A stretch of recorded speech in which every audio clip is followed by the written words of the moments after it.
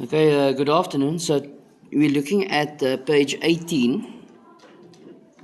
This is basically the second part of the video for page 18. Okay.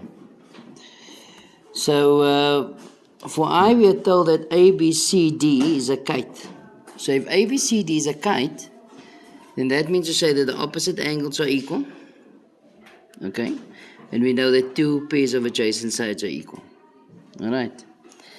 With CD equal 6, AB is equal to 8, angle A 60, angle C is 80, you must calculate the length of the unknown sides and the size of the angle indicated by X. So let's go with the angle first. So angle B is equal to XY, because one pair of opposite angles are equal in a kite. So you're going to start off by saying angle B is X, one pair of opposite angles equal in kite. Okay? So now we know that x plus 80 plus x plus 60 equals 180, sum of interior angles of a quadrilateral. So it's 60 plus 80 plus x equals 360. That's the sum of interior angles of a quad.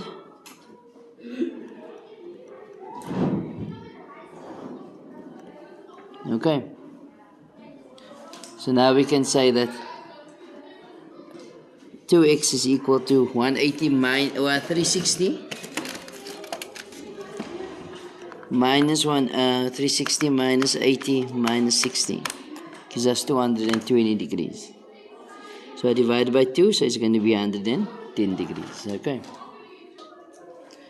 Okay, so now we're looking at page 19. On page 19, we are told that in the diagram, B, C, F, G is a parallelogram. So if this is a parallelogram, we know many things. Okay, we know that opposite angles are equal. That angle is equal to that as well. Opposite sides are parallel. Opposite sides are equal. And diagonals bisect each other. Okay? There's no diagonals here, so that's not applicable in this diagram. Alright, so we are told further on that angle A is equal to angle C. So both is 55 degrees. Calculate with reason the size of the angles indicated by the letters X, Y, W, and Z. Okay, so we already know that W is 55 degrees because of opposite angles of a cyclic quad, so that's sorted. You see these lines are parallel, so we're going to state that it's parallel, then I can use corresponding angles. Can you see that F being formed there? Okay, corresponding angles, so that's 55. Then X,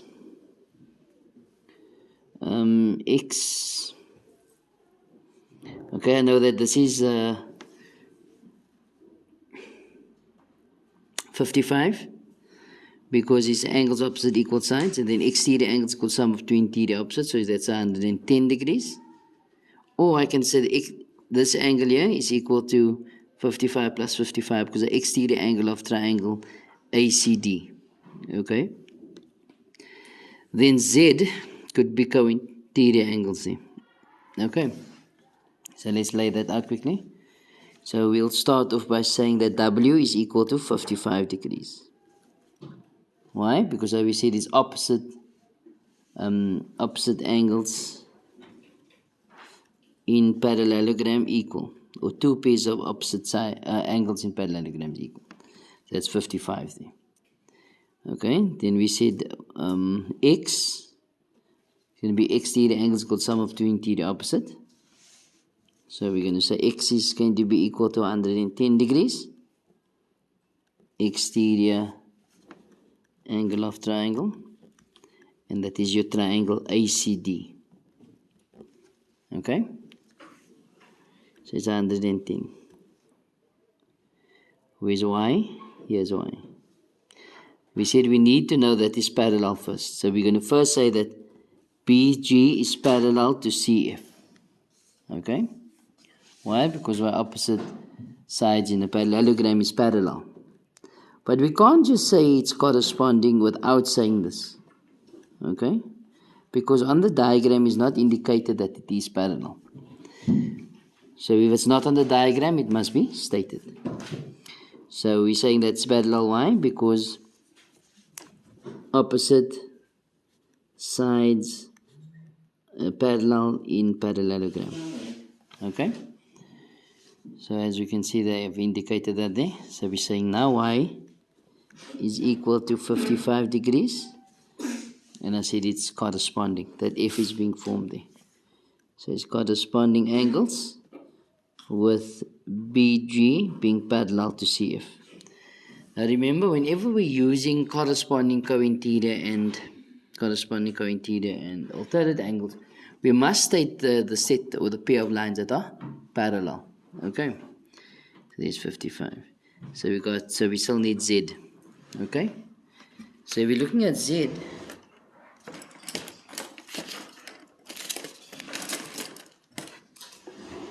now Z is being formed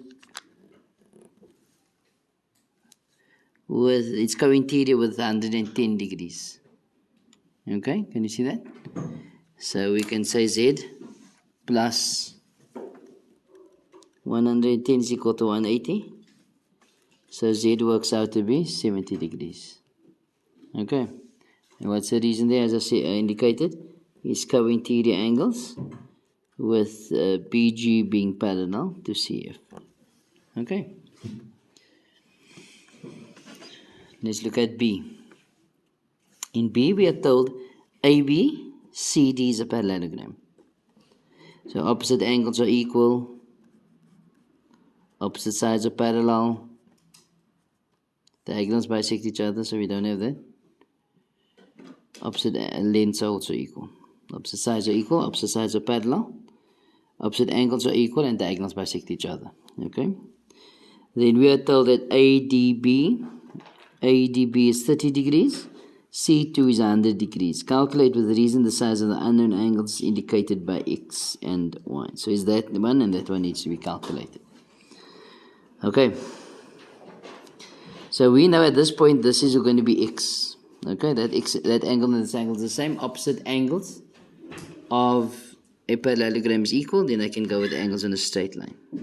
Okay, so it's either I say C1 is X, or I work C1 out in terms of the value of the angle there, and then let it equate it to X afterwards. So let's go with the latter. So I'm going to say firstly C1 is equal to 180 minus 100 degrees, which is 80 degrees. Why? Is angles on a straight line. Straight line, okay? So that is 80 degrees. Then X is 80, opposite angles away. Parallelogram is equal. So X equal to 80. Opposite angles of a parallelogram equal. Okay? That's 80 there. Alright, now if we look at Y.